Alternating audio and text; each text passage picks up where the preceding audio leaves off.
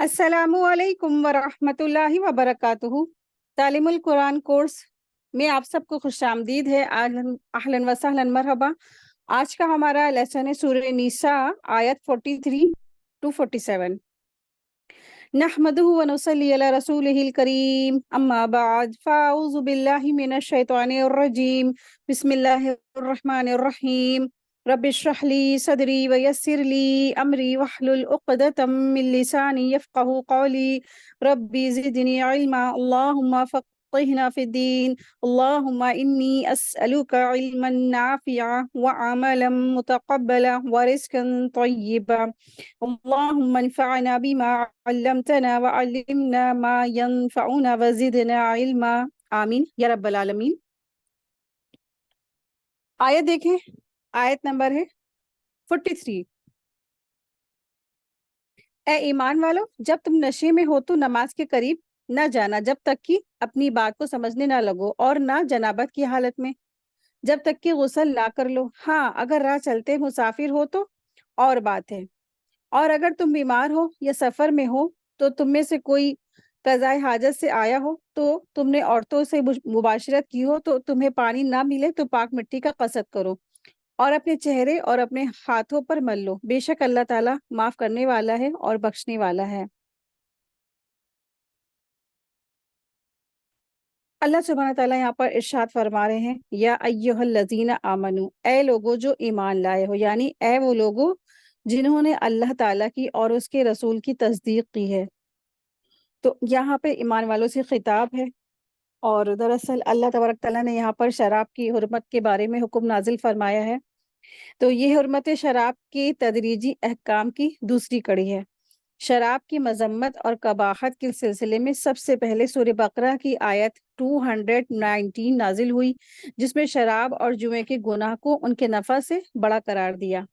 اس پر بہت سے مسلمانوں نے شراب چھوڑ دی، تاہم بعض صحابہ جو تھے بعض دستور مطابق شراب کو پیتے رہے اور کہ اس سے نفع اٹھاتے رہے، کیونکہ واضح حکم نہیں تھا سورہ بقرہ کا۔ علی رضی اللہ عنہ بیان کرتے ہیں کہ عبد الرحمن بن عوف رضی اللہ عنہ نے ہمارے لیے کھانا بنایا، پھر ہمیں بلایا اور ہمیں شراب پلائی۔ شراب نے ہمیں مدہوش کر دیا، اتنے میں نماز کا وقت آ گیا اور انہوں نے مجھے امام بنا دیا۔ میں نے پڑھا، قُلْ يَا أَيُّهَا الْكَافِرُونَ لَا أَعْبُدُ مَا تَعْبُدُونَ وَنَحْنُ نَعْبُدُ مَا تَعْبُدُونَ، یعنی اس کے معنی یہ تھے کہ کہہ دیجئے اے کافرو، میں اس کی عبادت نہیں کرتا جس کی تم عبادت کرتے ہو۔ لیکن جب انہوں نے یہاں پر غلط لفظ استعمال کیے، وَنَحْنُ نَعْبُدُ مَا تَعْبُدُونَ، اور ہم اس کی عبادت کرتے ہیں جس کی تم عبادت کرتے ہو، نعوذ باللہ۔ تو ظاہر ہے اس سے آیت کے معنی کیا ہے، کچھ کی کچھ ہو گئے۔ کیوں؟ کیونکہ وہ نشے کی حالت میں تھے اور غفلت میں تھے، تو اس لیے وہ غلط الفاظ زبان سے ادا کر گئے۔ تو اسی وقت اللہ تبارک تعالیٰ نے یہ آیت نازل فرمائی، لا تقربوا الصلاۃ وانتم سکارى۔ تو اس پر لوگوں نے نماز کے وقتوں میں شراب کو ترک کر دیا، یہاں تک کہ سورہ مائدہ کی آیت نمبر 90 اور 91 نازل ہوئی، جس میں شراب کا قطعی طور پر حرام کر دینے کا حکم نازل ہوا۔ تو یہ دوسرا حکم تھا۔ تو اللہ تبارک تعالیٰ نے بتدریج کے ساتھ دھیرے دھیرے ان کی جو گھٹیوں میں عادت پڑی تھی شراب کی، وہ چھڑوائی۔ تو اب یہاں پہ دوسرا حکم ہے کہ اللہ نے ان کو حکم دیا کہ ٹھیک ہے، تم نشے کی حالت میں دراصل شراب کی حالت میں تم نماز کے قریب بھی مت جانا، لا تقربوا الصلاۃ وانتم سکارى، کہ تم نماز کے قریب بھی مت جانا اس حال میں کہ تم نشے میں ہو۔ اللہ تعالیٰ نے مومنوں کو نشے کی حالت میں نماز پڑھنے سے روکا ہے، کیونکہ نشے میں انسان کو اپنی بات اور حالات کا ہوش ہی نہیں رہتا ہے۔ سکارا جو لفظ آیا ہے سکارا، یہ دراصل سین کاف را سے ہے، اور سکارا اس حالت کو کہتے ہیں جو انسان اور اس کی عقل کے درمیان حائل ہو جائے۔ سکارا یہ سکران کی جمع ہے۔ سکران شراب کے نشے میں دھت کو کہتے ہیں۔ تو اس میں جو لفظ خمر کے بجائے شراب کا جو لفظ آیا یعنی کہ سکر آیا ہے، ٹھیک ہے۔ تو آیت میں دیکھیں کہ جو آیت میں جو لفظ آیا ہے جو خمر، تو شراب کے بجائے خمر کے بجائے لفظ آیا ہے سکر۔ سکر کہتے ہیں نشہ۔ تو نشہ جو لفظ استعمال ہوا ہے تو سکر کا معنی ہوتا ہے کسی بھی قسم کا نشہ، تو جس سے از خود یہ معلوم ہو جاتا ہے کہ شراب کی طرح ہر نشاور چیز حرام ہوتی ہے۔ نبی صلی اللہ علیہ وسلم نے اس کا اصول بتایا ہے کہ جس طرح جس چیز کی کثیر مقدار نشہ پیدا کرے تو اس کی قلیل مقدار بھی حرام ہے۔ تو بہت سارے لوگوں کو دیکھا ہے کہ وہ بطور دوا علاج کے طور پہ وہ ان چیزوں کا استعمال کرتے ہیں۔ مثلا جیسے کوئی بچہ ہے، وہ بچپنے میں بہت روتا ہے تو وہ کچھ لوگ کہتے ہیں کہ بچے کو افیم جو ہے وہ چٹا دے، وہ سنگھا دے، تو کیا ہوگا، بچہ جو سوتا رہے گا اور اس کو کیا ہے، اس کو کوئی تکلیف بھی نہیں ہوگی اور وہ سوتا رہے گا۔ اب عورتیں اپنی آسانی کے لیے چھوٹے بچوں کو کبھی کبھی افیم سنگھا دیتی ہیں، چٹا دیتی ہیں، لیکن افیم کیا ہے، اس میں نشہ ہے، وہ حرام ہے۔ تو بچپن ہی سے خواتین جو ہوتی ہیں اپنے بچوں کو نشے کی عادت میں لگا دیتی ہیں، یا اسی طریقے سے بہت سارے لوگ جو ہے اس طریقے سے جو نشے والے منجن ہوتے ہیں یا چیزیں استعمال کرتے ہیں یا کوئی انجیکشن یوز کرتا ہے، بہت سارے جرائم ہیں۔ ایسا نہیں کہا جا رہا کہ انسان صرف شراب کو ہی اس کے لیے وہ حرام ہے، یعنی کہ ایسی ہر وہ چیز جس میں نشہ ہو تو وہ جو نشہ ہے وہ حرام ہے۔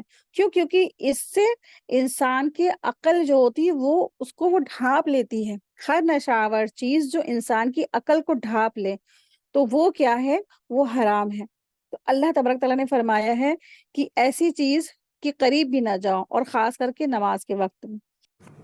دوسرا یہ معلوم ہوا کہ چونکہ نشے کی حالت بھی نیند کی غشی کی طرح ہے، ایک طرح کی غشی ہی ہوتی ہے، لہٰذا انسان کو یہ معلوم رہنا مشکل ہے کہ اس کا وضو ہے یا وضو ٹوٹ گیا ہے، اس نے نماز میں کیا پڑھا ہے۔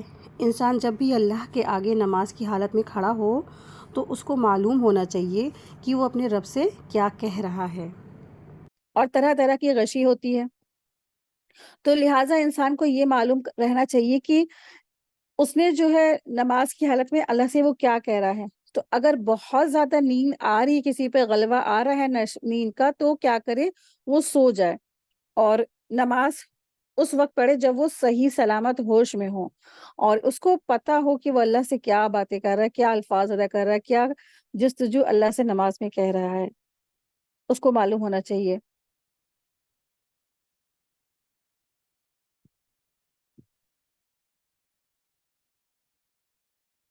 تو نماز میں اس کو اتنا ہوش بھی رہنا چاہیے کہ مثلاً اس کا وضو ہے اور اس کا وضو نہیں ہے، یا اس نے کیا پڑھا ہے کیا نہیں پڑھا ہے، اور اس نے سجدہ کیا ہے کہ کیسا سجدہ کیا، مطلب ہوش حواس کے ساتھ ایک انسان، ایک مومن کو نماز پڑھنی ہے۔ اور ایسا نہیں کر سکتا انسان غفلت میں اور نیند کی خمار میں، یا نیند بہت زیادہ آ رہی، اونگن آ رہی ہے اور نیند میں انسان روکا جا رہا ہے اور نماز پڑھ رہا ہے، ٹھیک ہے، تو چاہے نیند کا نشہ ہو، چاہے یہ کسی بھی چیز کا نشہ انسان کو اگر چڑھا ہے، تو وہ ایسی حالت میں نماز نہ پڑھے، ورنہ کیا ہوگا کہ وہ ایسی بات کر جائے گا کہ اس کے لیے خود ہی وہ بد دعا ہو جائے گی۔ تو اسی لیے اللہ سبحانہ تعالیٰ نے ہر قسم کے نشے سے دور رہ کر کے نماز پڑھنے کا یہاں پہ حکم فرمایا ہے۔ اللہ سبحانہ تعالیٰ ارشاد فرما رہے ہیں کہ حتی تعلموا ما تقولون، یہاں تک کہ تم جان لو جو کچھ تم کہتے ہو۔ تو نماز اس وقت پڑھو جب تم جان لو کہ تم کیا کہہ رہے ہو۔ کہ آپ دیکھیں کہ وہ جو صحابہ کا واقعہ تھا، تو اس میں کیا ہو گیا تھا کہ وہ سمجھ ہی نہیں پا رہے تھے اللہ سے کیا کہہ رہے ہیں، بجائے دعا کے انہوں نے خود اپنے حق میں بد دعا کر دی۔ تو اس سے پتہ چلتا ہے کہ انسان کو اپنے ہوش و حواس میں نماز کو ادا کرنا چاہیے۔ بعض وقت ایسا ہوتا ہے کہ انسان بہت بیمار ہے، بہت بخار ہو رہا ہے، غشی آ رہی ہے اور بیمار ہے، گرا جا رہا ہے، لیکن وہ کہتا ہے نہیں ہم نماز پڑھیں گے، نہیں ہم نماز پڑھیں گے، ٹھیک ہے۔ تو اس میں کیا ہوتا ہے کہ یہ بھی ہوتا ہے کہ انسان اتنے زیادہ اس کو میڈیسنس لگی ہے، دوائیں لگی ہیں، گلوکوز چڑھ رہا ہے اور اس غشی آ رہی ہے، بے ہوشی آ رہی ہے، اور پھر وہ نماز پڑھ رہا ہے نا۔ اس طریقے سے جو ہے ہوش و حواس کے ساتھ انسان کو نماز پڑھنا چاہیے۔ غشی کسی چیز کی آ رہی ہے، یا کوئی اس کو سرینج یا نشے کی کوئی درد یا پین کلر دیا گیا اور وہ سو جائے گا، نیند کی انجیکشن لگا ہے، سویا جا رہا ہے، پھر بھی کیا اپنے آپ کو انسان کھڑا کیے نماز پڑھ رہا ہے، تو ایسا نہیں کر سکتا انسان، ٹھیک ہے۔ سنبھل جائے، طبیعت ٹھیک ہو جائے اور جو اپنے ہوش حواس میں صحیح میں آ جائے تو پھر وہ نماز ادا کرے۔ اور اس سے ایک بات اور معلوم ہوتی ہے کہ نماز میں ہم جو کچھ تلاوت کر رہے ہیں نا، تو اس کے ہمیں معنی بھی معلوم ہونے چاہیے کہ ہم اللہ تبارک تعالیٰ سے، ہم اپنے رب سے کیا کہہ رہے ہیں۔ اکثریت کا یہ حال ہوتا ہے کہ ہم نماز میں کیا کہہ رہے ہوتے ہیں ان کو کچھ بھی نہیں معلوم، اور کیا اللہ کے آگے ہم رکوع میں کہہ رہے ہیں اللہ سے، کیا ہم سجدے میں کہہ رہے ہیں، کیا ہم نے پوری تلاوت کر دی، پورے ہم سب کچھ کہہ رہے ہیں لیکن نہیں معلوم۔ تو کوشش یہی کرنی چاہیے کہ ہم نماز میں اللہ سے کیا باتیں کریں، کیا جستجو کر رہے ہیں، ہمیں اس کے معنی مفہوم معلوم ہونے چاہیے۔ سیدہ عائشہ رضی اللہ عنہا بیان کرتی ہیں کہ رسول اللہ صلی اللہ علیہ وسلم نے فرمایا، جب کوئی شخص نماز پڑھتے ہوئے اوننے لگے تو اسے چاہیے کہ نماز چھوڑ کر سو جائے، اور نماز اس وقت پڑھے جب اسے یہ معلوم ہو کہ وہ کیا کہہ رہا ہے۔ ہو سکتا ہے کہ حالت نیند میں نماز ادا کرتے ہوئے وہ مغفرت کی دعا کرنے کی بجائے اپنے آپ کو گالیاں دینے لگے۔ یہ بخاری کی حدیث نمبر 212 ہے اس کا نمبر۔ ولا جناح الا عابری سبیل، اور نہ ہی جنابت کی حالت میں مگر راستہ عبور کرنے والے ہو۔ تو جنبی کے لیے مسجد میں جانا منع ہے، البتہ اس شخص کا راستہ مسجد سے اگر گزر رہا ہے تو گزر جانا جائز ہے، لیکن کوشش کرے کہ کسی بھی حالت میں، جنبی کی حالت میں مسجد میں نہ ہو۔ اور بعض صحابہ کے جو گھر تھے وہ مسجد کی طرف اس طرف کھلتے تھے، یعنی ان کے دروازے، ان کے ڈور تھے تو مسجد کے اندر کھلتے تھے، تو بغیر مسجد سے گزرے وہ باہر نہیں آ سکتے تھے، اور گھروں میں غسل کے لیے پانی نہیں ہوتا تھا، تو جنابت کی حالت میں ان پر یہ کیا ہے، شاق ہو سکتا تھا کہ وہ جنابت کی حالت میں مسجد سے گزر کے جائیں۔ تو یہ آیت نازل ہوئی، لیکن اس کے بعد رسول اللہ صلی اللہ علیہ وسلم نے سارے جو صحابہ تھے ان سب کے دروازوں کو بند کر دیا، سوائے ابو بکر رضی اللہ عنہ کا دروازے کے۔ تو سب کے دروازے بند ہو گئے، کیونکہ پہلے جو تھے دروازے اس طرح سے بنے ہوتے تھے، صحابہ کے گھر اتنے زیادہ اٹیچ تھے مسجد نبوی سے، اور مسجد نبوی میں سے بالکل سب کے گھر جڑے تھے، اور سب کے دروازے مسجد نبوی کے اندر اوپن ہوتے تھے۔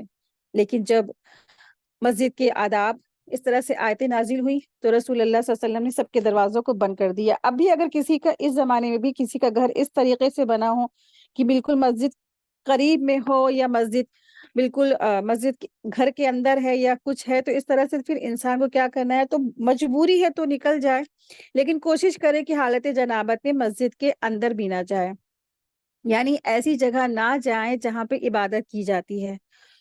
حتی تغتسلوا، یہاں تک کہ تم غسل کر لو۔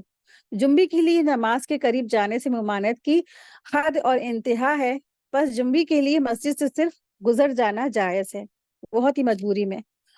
اور جو غسل ہے اس کے بارے میں بتایا جا رہا ہے کہ حتی تغسلوا، کہ تم غسل کر لو۔ تو انسان پر، مرد ہے یا عورت، کچھ اسٹیجز ہوتی ہیں جب ان کے اوپر غسل فرض ہو جاتا ہے، واجب ہو جاتا ہے۔ تو مردوں کے لیے دو وجہات ہوتی ہیں جب ان کے اوپر غسل واجب ہو جاتا ہے، پہلا ہے احتلام، دوسرا ہے مباشرت۔ خواتین کے لیے تین چیزیں ہیں جب ان کے لیے غسل واجب ہو جاتا ہے، پہلا ہے احتلام، دوسرا ہے مباشرت، تیسرا ہے حیض یا نفاس۔ نفاس یعنی جب کسی عورت کی ڈیلیوری ہوتی ہے تو 40 دن تک کی اس کے پیریڈز آتے رہتے ہیں، اس کے بعد پھر وہ نہا کے غسل کر کے نماز ادا کرتی ہے۔ تو غسل جنابت کا مسنون طریقہ احادیثوں سے ملتا ہے۔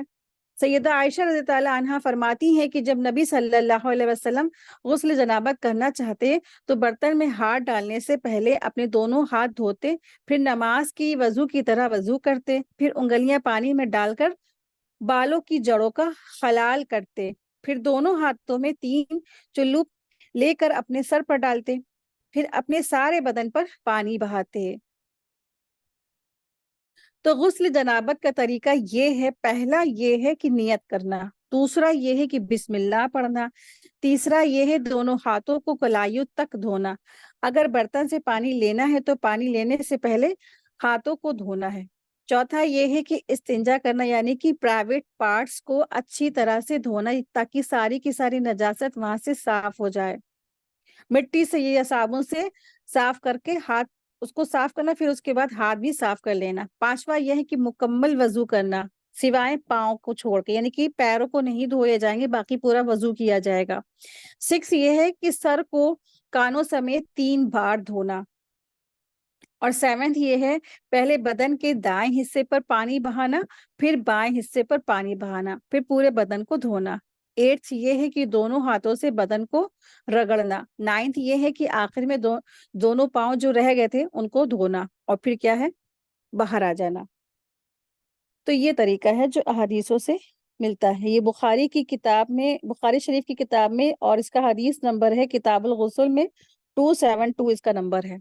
تو آپ چاہیں وہاں سے دیکھ سکتے ہیں اور نوٹ کر سکتے ہیں۔ وَإِن كُنتُم مَرْضَىٰ، اور اگر تم بیمار ہو، مریض کے لیے غسل کی رخصت ہے جب وہ زخمی ہو یا اسے چوٹ لگی ہو، او علی سفرین، یا سفر میں ہو۔ تو مجاہد رحمت اللہ علیہ نے فرمایا کہ مسافر کو جب پانی نہ ملے تو وہ تیمم کر کے نماز پڑھے گا، سفر کم ہو یا زیادہ تیمم ہو سکتا ہے، ٹھیک ہے۔ تو سفر میں اگر انسان کے پاس پانی نہیں ہے یا پانی کم ہے یا پانی استعمال نہیں کر سکتا یا پانی پھینک نہیں سکتا، آپ دیکھیے کوئی اگر پلین میں جا رہا ہے، وہاں پہ کیا ہے پلین کے اندر ہے، پانی پھینک نہیں سکتے، پانی استعمال نہیں کر سکتے، تو ایسی جگہوں پر انسان کیا کرے، تیمم کر سکتا ہے۔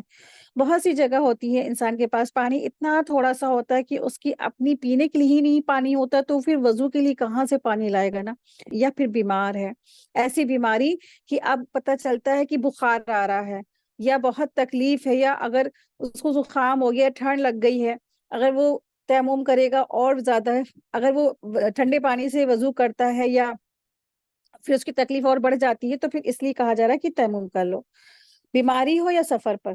او جا احد منکم من الغائط، یا تم میں سے کوئی قضائے حاجت سے آیا ہو، یعنی واش روم سے آیا ہو، اور لامستم النساء، یا تم نے عورتوں سے مباشرت کی ہو۔ تو لامستم النساء، لامس سے مراد دراصل جمع مراد ہے، یعنی کہ جمع یعنی مباشرت۔ تو ابن عباس رضی تعالیٰ عنہما فرماتے ہیں کہ اس سے مراد ہم بستری ہے، اس سے وہ جنبی فعل مراد ہے جس سے غسل واجب ہو جاتا ہے۔ فلم تجدوا ماء، پھر تم پانی نہ پاؤ، تو فقہا فرماتے ہیں فلم تجدوا ماء سے استدلال کرتے ہوئے کہ نماز کا وقت داخل ہونے پر پانی کی تلاش فرض ہے۔ فتیمموا صعیدا طیبا، تو پاک مٹی سے تیمم کرو۔ تیمم کے معنی ارادہ کرنے کے ہیں اور قصد کرنے کے ہیں۔ تیمم، فتیمموا، یہ جو لفظ ہے اس کا روٹ ورڈ یا میم ہے، تو اس کا معنی ہوتا ہے کہ ارادہ کرنا اور قصد کرنا۔ سفر میں یا جہاں بھی پانی موجود نہیں ہے تو وہاں پانی کے استعمال سے بیماری بڑھنے کا اندیشہ ہو، تو پاکیزگی حاصل کرنے کے لیے پاک مٹی کا استعمال تیمم کہلاتا ہے۔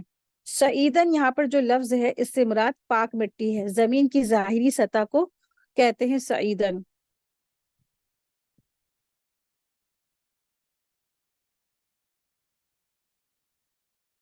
تو نماز کے لیے طہارت فرض ہے، لہٰذا عام حالات میں تو وضو کرنے سے یہ طہارت حاصل ہو جاتی ہے، لیکن جنبی آدمی کے لیے نماز سے پہلے غسل فرض ہے، خواہ یہ جنابت احتلام کی وجہ سے ہو یا صحبت کی وجہ سے۔ اس آیت میں بتلایا جا رہا ہے کہ اگر کسی کو وضو کے لیے یا جنبی کو غسل کے لیے پانی میسر نہ آئے، یا کوئی ایسا بیمار ہو جس سے پانی کے استعمال سے نقصان پہنچ جائے، تو ان صورتوں میں وہ تیمم کر سکتا ہے۔ لیکن وہ جو ہار جو تھا ان کا وہیں ہار گم ہو گیا، تو پھر آپ صلی اللہ علیہ وسلم نے کئی شخصوں کو بھیج کر کے ہار ڈھونڈنے کے لیے بھیجا۔ نماز کا وقت اتنے میں آ گیا، وہاں پانی نہ ملا، تو وہ جو لوگ تھے باوضو نہیں تھے، تو اسی وقت اللہ سبحانہ تعالیٰ نے تیمم کی آیتیں نازل فرمائی، بخاری کی حدیث ہے۔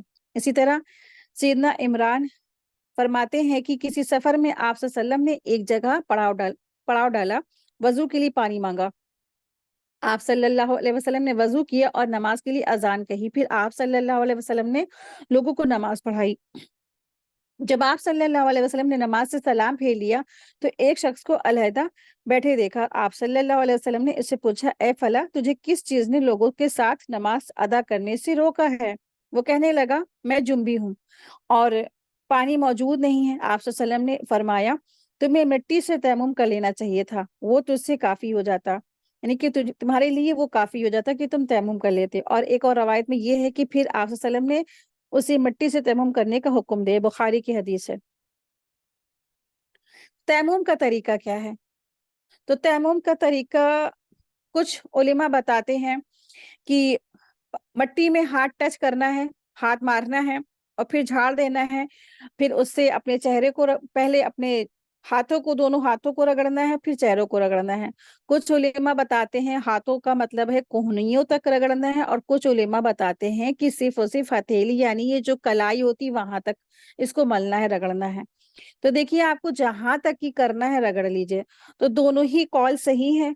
तो इख्तिलाफात में इंसान को नहीं पढ़ना चाहिए और बहस मुबाहिसा में नहीं जाना चाहिए। आपको जो तरीका सही लगता है, दुरुस्त लगता है, आप उसको कर लें। ठीक है, तो तयम्मुम का तरीका जो बुखारी में मेंशन है उसको देख लेते हैं। सैयदना अम्मार बिन यासिर फरमाते हैं कि आप सल्लल्लाहु अलैहि वसल्लम ने मुझे किसी मुहिम पर भेजा। उस दौरान मैं जुम्बी हो गया, मुझे पानी ना मिला तो मैंने मिट्टी में इस तरह लौट गया जिस तरह चौपाया लौटता है, यानी कि जैसे गधे वगैरह हैं या घोड़े हैं या ऊंट हैं तो मिट्टी में लौट जाते हैं ना, तो इस तरह से वो जो सहाबी थे वो लौट गए। तो मैंने आप सल्लल्लाहु अलैहि वसल्लम से उसका जिक्र किया तो आप सल्लल्लाहु अलैहि वसल्लम ने फरमाया तुम्हें इस तरह करना काफी था। फिर आप सल्लल्लाहु अलैहि वसल्लम ने अपनी दोनों हथेलियों को एक बार मिट्टी पर मारा, फिर उन्हें अपने मुंह के करीब किया और उन पर फूंक मारी, यानी कि एक्स्ट्रा मिट्टी जो थी उसको झाड़ दिया। फिर आपने बाएं हथेली से दाहिने हाथ की पुष्ट पर और दाहिनी हथेली से बाएं हाथ की पुष्ट पर मसा किया, और फिर दोनों हथेलियों से अपने चेहरे पर मसा किया। ठीक है, तो पहले हाथों पर होगा मसा और फिर चेहरे पर होगा मसा। तो ये हो गया।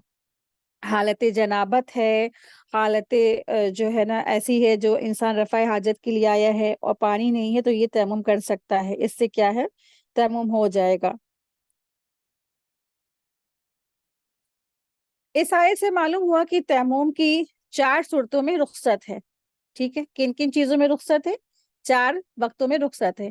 पहला ये कि इंसान सफर में हो और उसे पानी ना मिल रहा है। सफर की कैद महज तो इसलिए है कि अमूमन सफर में पानी मिलना मुश्किल होता है, वरना अगर ऐसी स्टेज है कि वो घर के अंदर वो पानी नहीं मिल रहा है तब भी क्या है वो तयम्मुम कर सकता है, उसके लिए रुख्सत है।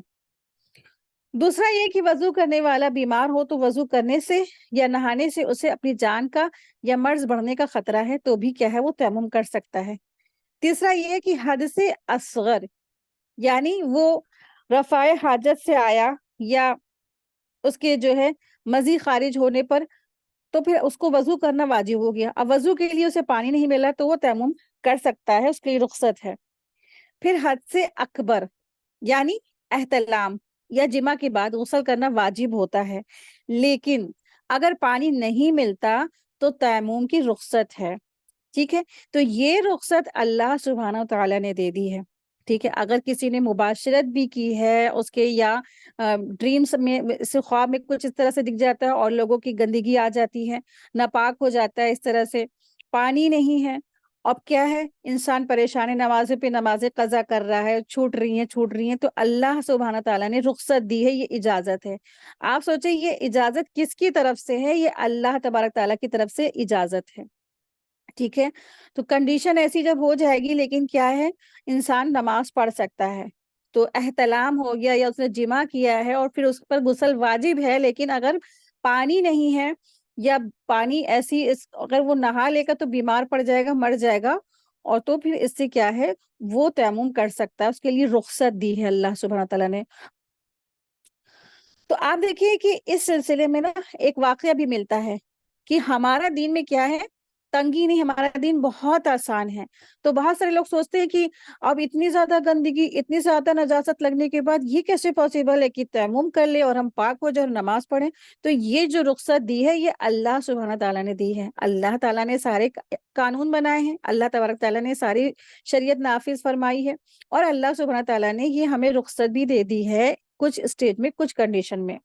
सैयदना जाबिर रज़ी अल्लाह अन्हु से रिवायत है कि सैयदना जाबिर रज़ी अल्लाह अन्हु कहते हैं कि हम एक सफर पर निकले और सफर में हमारा एक जो साथी था उसके सर पर एक पत्थर लगा जिससे उसका सर जख्मी हो गया। इसी दौरान उसे एहतलाम हो गया, यानी कि जो इस तरह से कुछ मजी या मनी कुछ खारिज होती है तो उसकी वो एहतलाम हो गया। तो वो अपने साथियों से पूछने लगा कि क्या तुम्हारे ख्याल में मैं तैमूम की रुखसत से फायदा उठा सकता हूँ? तो उन्होंने जवाब दिया कि तुम कैसे फायदा उठा सकते हो जबकि तुम्हारे पास तो पानी मौजूद है। آپ دیکھیں کہ چوٹ ہے، بیمار ہے، اور سر پہ اتنی زیادہ زخم، اور پھر کیا ہے، دو ساتھی کہہ رہے ہیں کہ تم تیمم سے کیسے فائدہ اٹھا سکتے ہو جبکہ تمہارے پاس پانی موجود ہے۔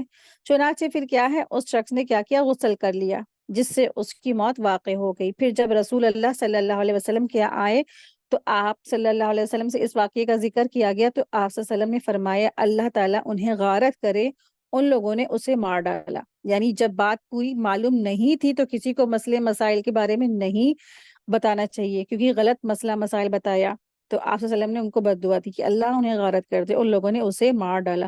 جب انہیں یہ مسئلہ معلوم نہ تھا تو انہوں نے جو ہے اس کو کیوں بتایا، یا انہوں نے کیوں نہیں کسی اور سے پوچھ لیا، تو لیکن انہوں نے غلط بات بتائی۔ تو آپ دیکھیے کہ اتنا ہی کافی تھا کہ وہ اپنے زخم پر پٹی باندھ لیتا اور اس پر مسح کر لیتا اور باقی جسم کو وہ دھو لیتا، تو یہی اس کے لیے کافی تھا۔ اور سر پہ ضروری نہیں تھا کہ پورا غسل کرتا اور جنابت والا غسل کرتا۔ آپ دیکھیں کہ اس سے پتہ چلتا ہے کہ ہمارا دین کتنا آسان ہے، دین میں ہمارے تنگی نہیں رکھی، اللہ تبارک تعالیٰ نے بہت ہمارے دین کو آسان کر دیا ہے۔ جب انسان لیکن دین سے دور ہوتا ہے تو اس کے لیے مشکل بڑھتی چلی جاتی ہے، لیکن اللہ تبارک تعالیٰ نے ہمارے دین کو بہت آسان بنایا، بہت ہمارا دین آسان ہے۔ رسول اللہ صلی اللہ علیہ وسلم نے ارشاد فرمایا ہم لوگوں کو اور لوگوں پر تین باتوں کی وجہ سے فضیلت ملی ہے، ہماری صفیں فرشتوں کی صفوں کی طرح کی گئی ہیں، ہمارے لیے ساری زمین نماز کی جگہ اور زمین کی خاک یعنی مٹی کو ہم کو پاک کرنے والی ہے جب پانی نہ ملے۔ یہ مسلم کی حدیث ہے، 522 اس کا نمبر ہے۔ تو اس طرح سے یہ زمین کی جو مٹی ہے وہ ہم سب کو پاک کر دیتی ہے۔ ایک اور حدیث میں آتا ہے رسول اللہ صلی اللہ علیہ وسلم نے ارشاد فرمایا پاک مٹی مسلمانوں کے لیے وضو ہے، اگر 10 برس تک پانی نہ ملے، جب تم پانی پا جاؤ تو اس کو اپنے بدن پر بہا لو، اس لیے کہ یہ بہتر ہے۔ ابو داؤد 332 اس کا نمبر ہے۔ تو اللہ سبحانہ تعالیٰ نے کتنی ہمارے لیے آسانیاں پیدا فرما دی ہیں، ہے نا؟ لیکن آج انسان ہے کتنا ہلاکان، کتنا پریشان رہتا ہے۔ کوئی اگر ہاسپٹل میں ہے تو اب پریشان پھر رہا ہے کہ ہم کیا کریں، ہم وضو کیسے کریں، ہم کیسے نہ کریں، اور ہم نماز کیسے پڑھیں۔ چلو پھر چھوڑو جانے دو، اب جب گھر پہ پہنچیں گے تب ہم نماز پڑھ لیں گے۔ تو کیا ہوتا ہے، ساری کی ساری اس نے نمازیں اپنی ضائع کر دی۔ تو آپ دیکھیں کہ اس آیت سے ہمارے لیے سبق یہ ملتا ہے، مین امپورٹنٹ چیز ہمیں اس سے سبق یہ ملتی ہے کہ نماز کسی بھی صورت میں انسان کے لیے معاف نہیں ہے، ٹھیک ہے؟ پانی نہیں ہے تیمم کر لو، احتلام ہو گیا تیمم کر لو، مٹی تو تمہیں ہر جگہ ملے گی نا، تو مٹی تو یہ بھی ہے کہ آپ کو کہیں پہ بھی دھول مل جائے، ڈسٹ مل جائے، آپ اس کو بھی پانی اس پہ بھی ہاتھ ٹچ کر سکتے ہیں اور پھر اس کو جھاڑ کے اس کا تیمم کر سکتے ہیں۔ اور اس طرح سے انسان کہیں پر بھی تیمم کر سکتا ہے کہ بس اس کو مٹی مل جائے، صاف اور پاک مٹی ہو۔ یہ بھی نہیں کہ انسان کچے جو مٹی ہوتی ہے، مٹی کے گھر جو ہوتے ہیں وہاں پہ ہی تیمم کرنا شروع کر دے رہا، نہیں، اس سے تیمم نہیں ہوگا۔ کیوں؟ کیونکہ جب ایسے گھر بنتے ہیں تو اس میں گوبر کے بھی لیپا پتائی ہوتی ہے، تو وہ نجاست والی جگہ سے تیمم نہیں کر سکتا۔ پاک مٹی کا ارادہ ہے، سعیدن طیبہ جو لفظ آیا ہے تو پاک مٹی ہونی چاہیے اس کے لیے، ٹھیک ہے؟ تو اس طرح سے یہ پاک مٹی اس کے پاس ہو، تو کہیں بھی پاک مٹی اس کو مل جائے یا ڈسٹ مل جائے تو اس سے کیا ہے، وہ تیمم کر کے وہ نماز اپنی ادا کر لے۔ تو اللہ سبحانہ تعالیٰ ارشاد فرما رہے ہیں ان اللہ کان عفوا غفورا، یقیناً اللہ تعالیٰ ہمیشہ سے ہی بہت معاف کرنے والا ہے اور بے حد بخشنے والا ہے، ٹھیک ہے؟ آیت دیکھیں، آیت نمبر ہے 44۔ کیا آپ نے ان لوگوں کو نہیں دیکھا جن کو کتاب میں سے ایک حصہ دیا گیا، گمراہی خریدتے ہوئے، اور وہ جانتے ہیں کہ تم بھی راستہ گم کر دو۔ اوتو نصیبا من الکتابی، یعنی جن لوگوں کو کتاب میں سے حصہ دیا گیا تھا، تو اس سے مراد یہود ہے، انہوں نے کتاب الہی کا ایک حصہ گم کر دیا، پھر جو کتاب ان کے پاس موجود تھی اس کے مقصد اور روح سے بھی وہ بیگانے ہو گئے۔ تو ان کو اللہ تعالیٰ کی کتاب کے الفاظ تو پڑھنے کو ملے مگر اس پر عمل کرنے کو نہیں ملا، انہوں نے عمل کے معاملے میں دنیا کا ارادہ اور رویہ اختیار کیا۔ اور آپ دیکھیں کہ یہ جو یہود تھے انہوں نے اللہ تعالیٰ کے جو کتاب ہے اس کی قدر نہ جانی، یعنی زبان سے کتاب کے الفاظ تو ادا کرتے تھے لیکن نہ تو دل سے ان احکام کو تسلیم کرتے تھے اور نہ ہی ان احکامات پر عمل کرتے تھے۔ تو یہ ایک بہت بڑی بیماری ہے، اور یہ بیماری اہل کتاب سے نکل کر اب مسلمانوں میں آ چکی ہے، کہ مسلمان بھی آج کل کے کیا ہے کہ قرآن کی تلاوت تو کرتے ہیں، الفاظ تو بہترین بہترین ادا کرتے ہیں، لیکن ان الفاظوں کے معنی نہیں جانتے اور نہ ان پر عمل کرتے ہیں۔ یشترون الدلالہ، وہ گمراہی خریدتے ہیں، گمراہی کفر ہے جس کو انہوں نے ایمان کے بدلے خریدا ہے۔ وَيُرِيدُونَ أَن تَضِلُّوا السَّبِيلَ، اور وہ چاہتے ہیں کہ تم بھی راستہ گم کر دو، یہود چاہتے ہیں کہ تم یعنی مسلمان بھی کیا ہے راستے کو گم کر جائیں، جیسا کہ خود یہود بھی گمراہ ہو چکے ہیں، اسی لیے وہ پوری کوشش کرتے ہیں کہ مسلمان بھی کیا ہے راستے سے بھٹک جائیں، حق کے راستے سے بھٹک جائیں۔ دیکھیں آیت نمبر 45 ہے، واللہ اعلم بِأَعْدَائِكُمْ وَكَفَى بِاللَّهِ وَلِيًّا وَكَفَى بِاللَّهِ نَصِيرًا، اور اللہ تعالیٰ تمہارے دشمنوں کو خوب جانتا ہے، اور اللہ جانتا ہی اور اللہ تعالیٰ ہی کافی ہے اور دوست ہے، اور اللہ تعالیٰ ہی کافی ہے اور مددگار ہے۔ اس آیت سے مسلمانوں کو تسلی دی گئی ہے کہ اللہ تعالیٰ تمہارے دشمنوں کی چالوں سے واقف ہے اور وہ ان کی ہر سازش کو ناکام بنا دیں گے۔ مسلمانوں کے اندر یہ احساس زندہ کیا گیا ہے کہ اللہ تعالیٰ تمہارے دشمنوں سے بے خبر نہیں ہے، اور اللہ تعالیٰ کیا ہے وَكَفَى بِاللَّهِ وَلِيًّا، اور اللہ تعالیٰ ہی کافی ہے اور دوست ہے، وَكَفَى بِاللَّهِ نَصِيرًا، اور اللہ تعالیٰ ہی کافی ہے تمہارے لیے اور مددگار ہے۔ دیکھیں آیت نمبر 46 ہے، ان لوگوں میں سے جو یہودی ہوئے وہ باتوں کو ان کی جگہوں سے پھیر دیتے ہیں اور کہتے ہیں سمینا، ہم نے سنا، وعصینا، اور ہم نے نافرمانی کی، واسمع، اور تم سنو، غیر مسمع، کہ نہ تمہیں سنایا جائے، اور رائنا، ہماری رعایت کیجیے، اپنی زبانوں کو موڑتے ہوئے کہتے ہیں، اور دین میں تعان کرتے ہوئے، اور اگر وہ کہتے سمینا، ہم نے سنا، واطعنا، اور ہم نے اطاعت کی، واسمع، اور آپ سنیے، اور ونظرنا، اور ہم پر نظر کرم کیجیے، تو ان کے حق میں بلا شبہ زیادہ بہتر ہوتا اور درست ہوتا، لیکن اللہ تعالیٰ نے ان کے کفر کی وجہ سے ان پر لعنت کر دی، چنانچہ ان سے کم ہی لوگ ایمان لاتے ہیں، یعنی ان میں کم ہی لوگ ایمان لاتے ہیں۔ من الذین ہادوا یحرفون الکلم عن مواضعہ، ان لوگوں میں سے جو یہودی ہوئے وہ باتوں کو ان کی جگہوں سے پھیر دیتے ہیں، اس جگہ ان سے مراد یہود کے جو گمراہ علماء ہیں ان سے ہے، یعنی یہود اللہ تعالیٰ کی کلام کو تحریف کرتے تھے۔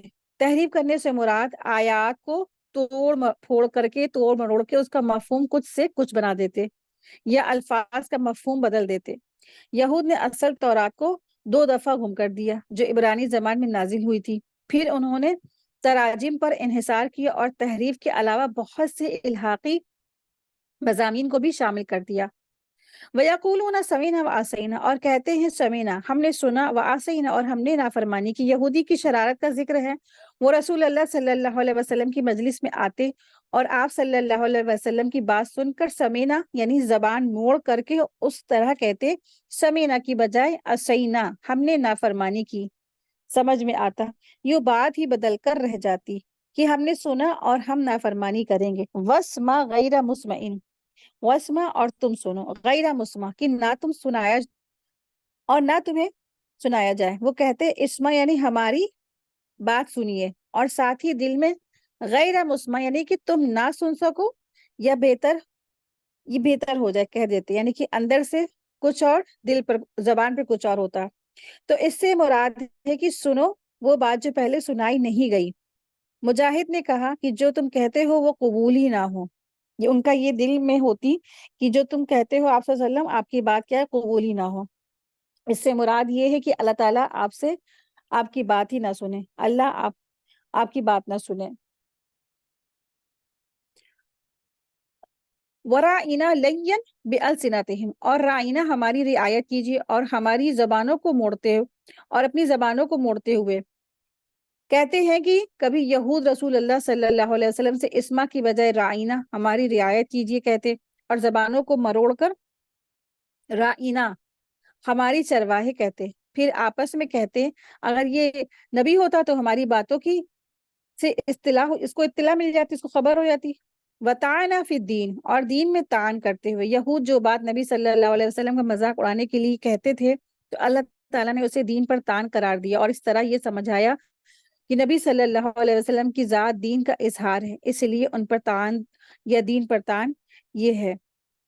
یعنی کہ دین پر تانے بہت سارے لوگ دیتے ہیں، کوئی کسی کو حجاب کا تانا دے رہا ہے، کوئی کسی کو نماز کا تان دے رہا ہے، یا کوئی کسی کو حج کا تان دے رہا ہے، یا کوئی نیک کام کر رہا ہے اس کا تان دے رہا ہے۔ اسی طرح یہود بھی رسول اللہ صلی اللہ علیہ وسلم کا مذاق کرتے تھے اور ان کو دین میں تان دیتے تھے۔ وَلَا أَنَّهُمْ قَالُوا سَمِعْنَا وَأَطَعْنَا وَاسْمَعْ وَانظُرْنَا لَكَانَ خَيْرًا لَهُمْ وَأَقْوَمُ، اور وہ کہتے ہیں سمینا، ہم نے سنا، وَأَطَعْنَا اور ہم نے اطاعت کی، وَاسْمَعْ اور آپ سنیے، اور وَانظُرْنَا اور ہم پر نظر کرم کیجیے، تو ان کے حق میں بلا شبہ زیادہ بہتر ہوتا اور زیادہ درست ہوتا۔ ولیکن لعنہم اللہ بکفرہم، لیکن اللہ تعالیٰ نے ان کے کفر کی وجہ سے ان پر لعنت کر دی، اللہ تعالیٰ نے ان کے کفر کی وجہ سے انہیں ہدایت سے دور کر دیا اور رسوا کر دیا۔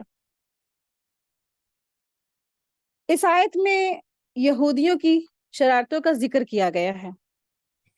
پہلی شرارت یہ تھی کہ وہ تورات کے جو الفاظ تھے اس کو اپنے مواقع محل سے ہٹا کر اس میں لفظی یا معنوی تحریف کا ارتکاب کرتے تھے، یعنی بعض اوقات اس لفظ کو غلط معنی پہنا کر اس کی منمانی تفسیر کرتے تھے۔ اور دوسری شرارت یہ تھی کہ جب وہ حضرت صلی اللہ علیہ وسلم کے پاس آتے تھے تو ایسے مبہوم اور منافقانہ الفاظ استعمال کرتے تھے جن کا ظاہری مفہوم برا نہیں ہوتا تھا، لیکن وہ اندرونی طور پر الفاظ سے وہ دوسرے معنی مراد لیتے تھے جو ان الفاظ میں چھپے ہوئے ہوتے تھے۔ قرآن کریم نے اس کی 3 مثالیں اس آیت میں ذکر کی ہیں۔ پہلا وہ ہے کہ وہ کہتے تھے کہ سمینا و عصینا، جس کے معنی یہ ہیں کہ ہم نے آپ کی بات سن لی اور نافرمانی کی۔ وہ ان الفاظ کا مطلب یہ ظاہر کرتے تھے کہ ہم نے آپ کی بات سن تو لی اور آپ کے مخالفین کی نافرمانی کی، لیکن اندر سے ان کا مطلب یہ ہوتا تھا کہ ہم نے آپ کی بات سن لی اور اس بات کی نافرمانی کی۔ آپ کی بات سن کے یعنی رسول اللہ صلی اللہ علیہ وسلم کی بات سن کر کے آپ صلی اللہ علیہ وسلم کی نافرمانی کی، ان کی نیت یہ ہوتی تھی۔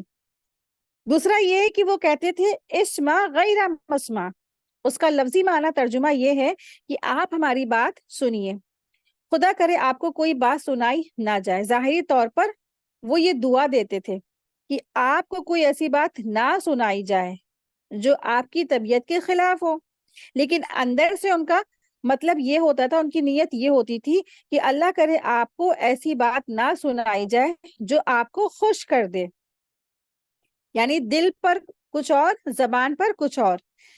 تیسرا وہ تھا کہ وہ ایک الفاظ یعنی رائنا استعمال کرتے تھے جس کے عربی زبان میں یہ مطلب ہے کہ ہمارا خیال کیجئے، ہماری طرف دیکھیے، لیکن عبرانی زبان میں یہ ایک گالی کا لفظ تھا۔ تو یہ گالی کا لفظ تھا جو اندرونی طور پر مراد لیتے تھے۔ رائنا کا ان کی بھاشا میں، ان کی لینگویج میں یہ مطلب ہوتا تھا کہ بد دعا کا لفظ ہے، بد دعا ہے ایک طرح سے یہ۔ تو اس طرح سے یہ ان کی جو ہے تحریف کا یہاں پہ ذکر ہو رہا ہے۔ تو وہ 2 طرح سے تحریف کرتے تھے، ایک معنوی تحریف کرتے تھے اور دوسرا معنوی تحریف یعنی کہ معنی بدل دیتے تھے اور لفظ بدل دیتے تھے، دوسرا یہ کہ معنی اور لفظ دونوں ہی میں وہ تحریف کر دیتے تھے۔ تو اس طریقے سے ان کی شرارتوں کا اللہ سبحانہ تعالیٰ نے ذکر فرمایا ہے اس آیت میں کہ اللہ تبارک تعالیٰ نے ان کی جو شرارتیں ہیں ان کا کھول کھول کر کے ذکر فرما دیا تاکہ یہ جو مسلمان ہیں ان کی اصلاح ہو سکے اور وہ اس طریقے سے قرآن کریم کے الفاظ کو اور اپنے فائدوں کے لیے ان کو توڑ مروڑ کر کے لوگوں کے سامنے نہ پیش کرے اور اس سے الٹے سیدھے معنی مفہوم نہ نکالے۔ ٹھیک ہے، تو آج کے بہت سارے کچھ دنیا پرست کے ٹائپ کے مسلمان ہوتے ہیں، وہ اپنے فائدوں کے لیے، اپنے دنیاوی اخراجات کے لیے ہی کیا کرتے ہیں، قرآن کریم کے معنی کچھ کے کچھ اپنی من مرضی سے بتانا شروع کر دیتے ہیں کہ اس میں ان کا فائدہ ہو رہا ہے، ان کو دنیاوی کچھ ان کو مطلوب ہوتا ہے۔ لیکن کیا ہے کہ اللہ سبحانہ تعالیٰ ارشاد فرما رہے ہیں کہ ایسا کرنا بالکل ہی کیا ہے، عذاب کا مستحق ہوگا ایسے شخص کے لیے۔ تو الرٹ کر دیا گیا ہے۔ آیت دیکھیں، اور اس کا انجام بھی بتایا گیا ہے کہ ایسا کرنے والوں کا انجام کیا ہوگا کہ جو بھی کتاب اللہ میں تحریف کرے گا، کیسی بھی وہ تحریف کر رہا ہے، تبدیلی کر رہا ہے، تو ان کا انجام بتایا جا رہا ہے۔ آیت نمبر 47 دیکھیں، اے وہ لوگوں جنہیں کتاب دی گئی ہے اس پر ایمان لے آؤ جو ہم نے نازل کیا ہے، اس لیے کہ تصدیق کرنے والا ہے جو تمہارے پاس ہے، اس سے پہلے کہ ہم چہروں کو مٹا دیں اور پھر انہیں پشتوں پر پھیر دے یا ان پر لعنت کر دے، جیسا ہم نے سبت والوں پر لعنت کی ہے، اور اللہ تعالیٰ کا حکم ہمیشہ سے ہو کر رہنے والا ہے۔ یا ایھا الذین اوتوا الکتاب کتاب آمنوا بما نزلنا مصدقا لما معکم من قبل ان نطمس وجوہا، اے وہ لوگوں جو ایمان لائے ہو، اے وہ لوگوں جنہیں کتاب دی گئی ہے، اور اس پر ایمان لے آؤ جو ہم نے نازل کیا ہے، اس کے لیے تصدیق کرنے والا جو تمہارے پاس ہے، اس سے پہلے کہ ہم چہروں کو مٹا دیں۔ تو اس آیت میں اہل کتاب کو حکم دیا گیا ہے کہ وہ اس عظیم کتاب پر ایمان لے آئیں جو رسول اللہ صلی اللہ علیہ وسلم پر نازل ہوئی ہے، اور ان بشارتوں کی تصدیق کرے جو اور وہ ان بشارتوں کی تصدیق کرتی ہے جو ان کی کتابوں میں ہے۔ اگر وہ ایسا نہیں کریں گے تو ہم، یعنی اللہ سبحانہ وتعالیٰ فرما رہے ہیں کہ ہم ان کی صورتوں کو بدل دیں گے، مسخ کر دیں گے۔ اگر وہ اس قرآن پر ایمان نہیں لاتے تو گویا ان کا اپنی کتابوں پر بھی ایمان نہیں، کیونکہ اللہ تعالیٰ کی کتابیں ایک دوسرے کی تصدیق اور ایک دوسرے کی تائید کرتی ہیں۔ اس لیے بعض کتابوں پر ایمان کا دعویٰ اور بعض پر ایمان نہ رکھنا محض باطل دعویٰ ہے۔ چونکہ اللہ تعالیٰ نے ان کو علم اور کتاب عطا کی ہے، اس لیے وہ اس سبب سے دوسرے لوگوں سے آگے بڑھ کر اس کی طرف سبقت کرتے ہیں۔ یہ علم اور کتاب دوسرے کی نسبت ان کے لیے زیادہ، اور وہ اس بات کی معجب ہے کہ وہ آگے بڑھ کر ایمان لاتے، اس لیے اللہ تعالیٰ نے انہیں عدم ایمان کی وجہ سے ان کو وعید سنائی ہے۔ نتمس وجوہن، نتمس تو میم سین سے ہے۔ نتمس کے معنی ہوتے ہیں رب کرنا، مٹا دینا۔ جیسے بچے پینسل پہ جب کوئی ڈرائنگ بناتے ہیں اور اس کو وہ مٹاتے ہیں نا، تو اس مٹانے کو رب کرنا کہتے ہیں۔ تو نتمس کے معنی ہوتے ہیں مٹا دینا، یعنی اللہ سبحانہ وتعالیٰ فرما رہے ہیں ہم چہروں کو مٹا دیں گے کا مطلب یہ ہے، نتمس کا مطلب یہ ہے کہ ہم ان کے چہروں کو مٹا کر گدھے کی طرح سپاٹ کر دیں گے۔ تمس الشیء کے معنی ہیں کہ کسی چیز کی علامتیں اور اس کے اثرات مٹا دینا۔ چہرے بگاڑنے سے مراد یہ ہے کہ آنکھ، کان، ناک اور منہ کے نشانات مٹا کر برابر کر دیے جانا۔ تو اس طرح سے اللہ سبحانہ وتعالیٰ ایسے لوگوں کے چہرے مٹا دیں گے جنہوں نے رسول کا انکار کیا اور پھر اللہ تعالیٰ کی آیات میں کیا کیا، الٹ پھیر کیا، تبدیل کیا، تحریف کیا، سب بدل ڈالا، معنی بدلے، الفاظ بدلے، اور الفاظوں کو توڑ مروڑ کے کچھ اور کا اور پہنا دیا اس کا معنی مفہوم۔ نبی صلی اللہ علیہ وسلم نے ارشاد فرمایا قیامت سے پہلے انسانوں کی صورتیں بدلی جائیں گی کہ وہ زمین میں دھسیں گے اور ان پر پتھر برسیں گے۔ سنن ابن ماجہ کی حدیث ہے۔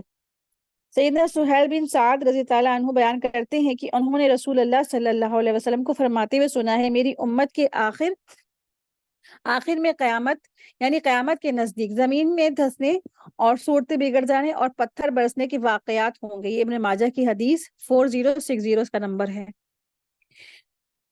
فَنَرُدَّهَا عَلَى أَدْبَارِهَا، پھر انہیں پشتوں پر پھیر دیں گے، یعنی چہرے بگاڑ کر پیچھے پھیر دینے سے مراد یہ ہے کہ اگلے حصے پر نشانات ہیں، جیسے ناک، کان، آنکھ، منہ، اور پچھلا حصہ سپاٹ ہے تو آگے کا حصہ بھی کیوں نہ پیچھے کی طرف ہو، موڑ دی جائے، تو اس طرح سے ہو جائے گا۔ مراد خوفناک عذاب سے ڈرانا ہے، اور چہروں کو پیچھے کی طرف پھیر کر پیچھے کی طرح چلنے پر مجبور کرنا بھی ہے۔ اَوْ نَلْعَنَهُمْ كَمَا لَعَنَّا أَصْحَابَ السَّبْتِ، یا ان پر لعنت کر دے جیسے ہم نے سبت والوں پر لعنت کی۔ لعنت بے حسی کی آخری صورت ہے۔ وَكَانَ أَمْرُ اللَّهِ مَفْعُولًا، اور اللہ تعالیٰ کا حکم ہمیشہ ہو کر رہنے والا ہے۔ تو ایسے نافرمان جو قومیں ہیں اور ان کی سرکشی کی انہوں نے سرکشیاں کی ہیں، تو اللہ تبارک تعالیٰ نے ان کے لیے ایسی بڑی بڑی وعید سنائی ہے۔ تو اللہ تبارک تعالیٰ سے دعا ہے کہ اللہ سبحانہ تعالیٰ ہم سب کو اس طرح کے ہر طرح کی جو یہ برائیاں ہیں جو اللہ نے اس آج کے لیسن میں بتائی ہیں، ان تمام اللہ تبارک تعالیٰ کی نافرمانی کے کام سے ہم سب کو محفوظ فرمائے، اور اللہ تبارک تعالیٰ سے دعا ہے کہ اللہ سبحانہ تعالیٰ ہم سب کو جیسے صحابہ کے افعال تھے، اقوال تھے، اعمال تھے، اللہ تبارک تعالیٰ سے دعا ہے کہ اللہ سبحانہ تعالیٰ ہم سب کو بھی ان سے بہترین اعمال، اقوال، افعال کرنے کی توفیق عطا فرمائے۔ اللہ تبارک تعالیٰ سے دعا ہے کہ اللہ سبحانہ تعالیٰ ہم سب کو دین کے راستے پہ استقامت دے، اور ہم سب کو اللہ رسول کی سچی اطاعت کرنے کی توفیق عطا فرمائے، آمین یا رب العالمین۔ وآخر دعوانا ان الحمد للہ رب العالمین، سبحانک اللہم و بحمدک، اشہد ان لا الہ الا انت، استغفرک و اتوب الیک۔ السلام علیکم ورحمۃ اللہ وبرکاتہ۔ جزاکم اللہ خیرا کثیرا۔